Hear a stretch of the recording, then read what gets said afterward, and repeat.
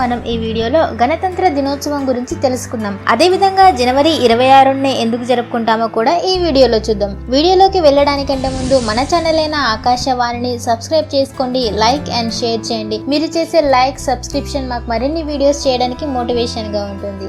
రాజ్యాంగ పరిషత్ రాజ్యాంగాన్ని 1949 నవంబర్ 26న ఆమోదించింది.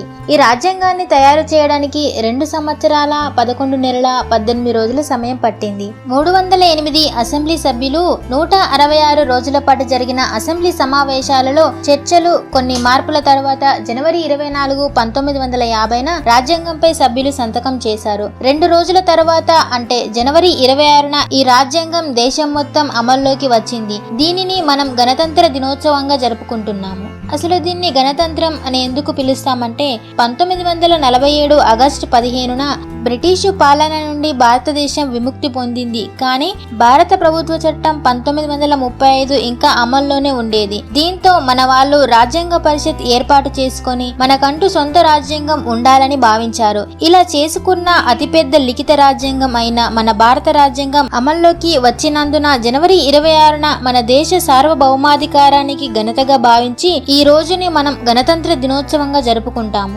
అసలు జనవరి 26నే రాజ్యాంగం అమల్లోకి ఎందుకు వచ్చిందంటే ఐఎన్సి అంటే ఇండియన్ నేషనల్ కాంగ్రెస్ 1930 జనవరి 26న స్వాతంత్ర దినోత్సవం జరపాలని తీర్మానం చేసింది. కానీ 1947 ఆగస్టు 15న మనకు ఇండిపెండెన్స్ రావడంతో జనవరి 26న ఇండిపెండెన్స్ డే చేసుకోలేకపోయాం. కాబట్టి రాజ్యాంగం అమలు జనవరి 26కు మార్చి గణతంత్ర దినోత్సవం జరుపుకునే విధంగా అమలు చేశారు. రిపబ్లిక్ డే రోజు రాజ్యాంగాన్ని అధికారికంగా ఆమోదించినందుకు గాను రాష్ట్రపతి జెండాను ఆవిష్కరిస్తారు. ఇండిపెండెన్స్ డే రోజు బ్రిటిష్ వారి నుండి భారత్ కు విముక్తి పొందినందుకు ప్రతీకగాను ఎర్రకోటపై ప్రధానమంత్రి జెండాను ఎగరవేస్తారు.